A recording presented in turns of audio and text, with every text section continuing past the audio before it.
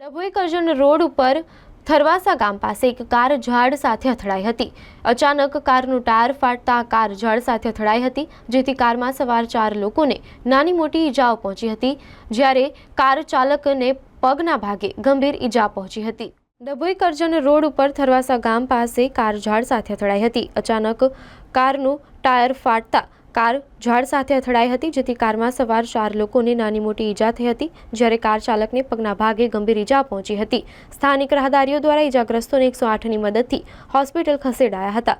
થરવાસા ગામ નજીક અચાનક ટાયર ફાટતા આ ઘટના બની હતી। ટાટા પંચ કાર રોડની બાજુમાં આવેલા ઝાડ સાથે અથડાઈ હતી। સમગ્ર બનાવમાં મોટી કોઈ જાનહાનિ થવા પામી ન હતી।